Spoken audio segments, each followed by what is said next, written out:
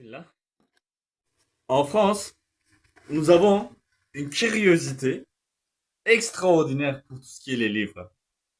Et vous pouvez voir partout des librairies où vous pouvez acheter toutes sortes de livres.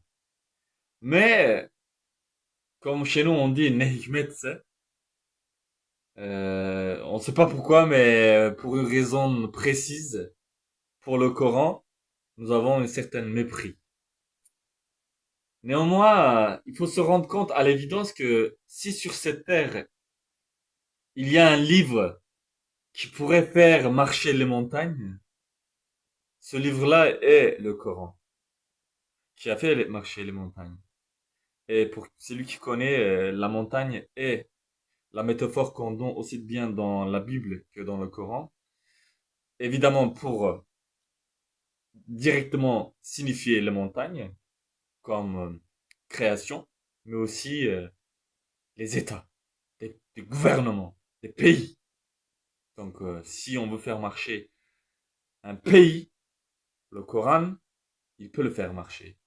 Si on a un pays comme la France qui commence à stagner dans son tribalisme à la con, le Coran peut le faire marcher et vraiment même faire courir si c'est bien compris.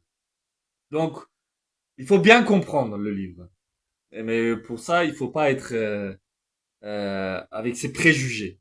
Il faut être il faut être au moins objectif et donner vraiment ce qui appartient à César, à Dieu ce qui appartient à Dieu.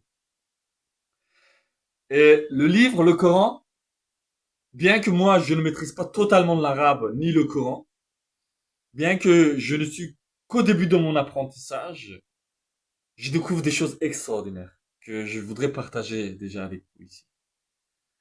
Une des particularités extraordinaires du Coran, par exemple, peut-être quand vous avez jeté un œil, pour ceux qui le connaissent, c'est que tous les sourates commencent avec le Basmala, le Bismillahirrahmanirrahim, sauf un, qui est celui de Tawbah.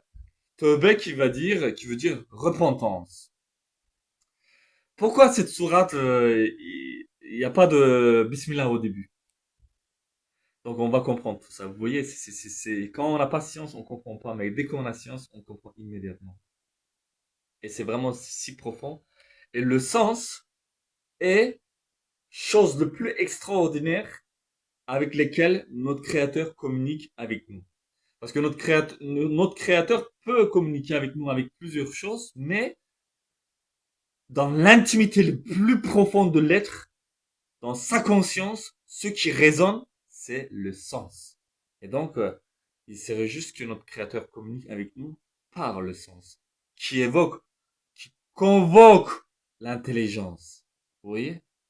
Cette intelligence qui est si extraordinaire, que nous avons, que les plantes, les animaux n'en ont pas.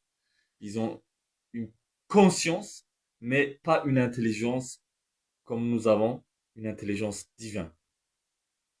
Donc pourquoi il n'y a pas de Bismillah au début de la sourate de Tawbah? Imaginez que vous avez des enfants et que vous avez acheté des chaussures neuves à votre enfant. Et voilà, tous les jours en sortant de votre maison, vous mettez vos chaussures. Vous voyez là où il y a tous les chaussures de toute la famille en fait. Et puis il y a celui de votre femme, celui de votre enfant, etc., etc. Et un matin, c'est le pareil. Vous vous levez, vous prenez vos petits déjeuners et vous venez devant la porte pour mettre vos chaussures et vous regardez, vous voyez que les chaussures que vous avez achetées à votre enfant, neuves, sont plus là. Tout de suite, ça vous ferait penser à quelque chose, n'est-ce pas? Le manque provoquerait en vous immédiatement des pensées, immédiatement des émotions, immédiatement une interrogation. Pourquoi? Pourquoi il manque? Il est où? Qu'est-ce que ça signifie? Est-ce qu'il est parti? Est-ce qu'il a donné à quelqu'un? Est-ce qu'il l'a déchiré? Etc., etc. Peu importe. Vous voyez? Ça fait le sens. Donc, dans la sourate Tawbah, il n'y a pas Bismillah. Et c'est quoi Bismillah? Bismillah est la formulation que chaque musulman utilise pour commencer un travail. Pour commencer ce travail avec le nom de notre créateur. Pour que ce qu'il prend comme entreprise aboutisse à quelque chose qui ne ferait pas honte à lui, comme le péché. Quand nous on commet un péché, par exemple, on peut pas dire Bismillah.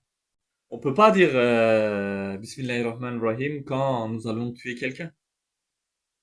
On peut pas dire Bismillahirrahmanirrahim quand nous volons l'argent des autres.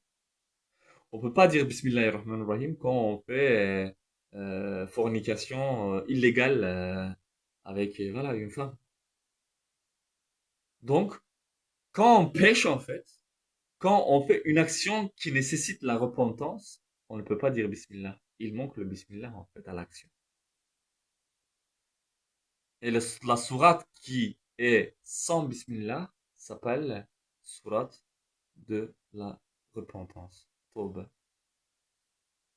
C'est à toutes les fois où on a manqué de dire Bismillah, se représente dans le Coran même, dans cette ayah. Et cette ayah commence sans le Bismillah. Et à l'intérieur encore, il y a bien sûr des révélations, des compréhensions si profondes qu'on ne pourrait pas rentrer dans cette vidéo qui est si courte. Vous voyez, c'est le sens en fait. Il faut avoir le sens de l'interprétation, de compréhension, et aussi s'approcher au livre pour découvrir de la science. Je voudrais raconter une autre histoire pour pouvoir comprendre un peu plus profondément la science de Coran, qui est l'histoire d'un jeune garçon qui commence à pratiquer sa religion à un moment donné, d'une façon un peu plus sérieuse. Du coup, il commence à faire ses prières de Fajr du matin. Et il les fait dans le masjid, quoi. Il y va au masjid et l'imam du masjid, au deuxième raka, après le Fatiha, à chaque fois, il fait le kra, la récitation de Surat Asr. Ça veut dire Val Asr, inna l'insana lafi khusr. Illa alladhina amanu, amilu salihati, wa tawasaw bil haqqi, wa tawasaw bis sabr. Qui est la sourate la plus courte, une des sourates la plus courte de Coran. Et cette sourate, il commence par le temps en fait. Il est très très court, vraiment la plus courte, la plus petite, et ça parle du temps. Du coup, on va comprendre pourquoi aussi c'est la sourate la plus courte et ça parle du temps. Et l'imam, à chaque fois, il fait son Qur'an normalement, c'est-à-dire le premier raka, il fait Fatiha, il fait une sourate, il le fait le Qur'an normalement, à mi-voix, selon les réglementations de Tajwid. Et des fois, il monte un petit peu, mais un petit peu, pas plus.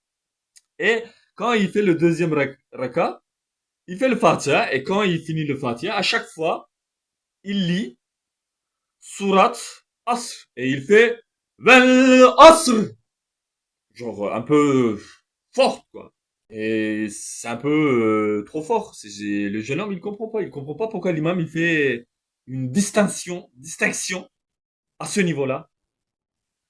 Et il se pose des questions, il dit mais c'est bizarre. Et en même temps, il comprend pas aussi pourquoi notre créateur il jure par le temps.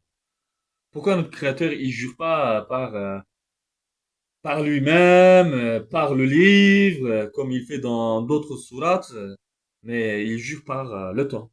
Ça lui échappe. Et quand on n'a pas assez de bagages, oui, on comprend pas, en fait.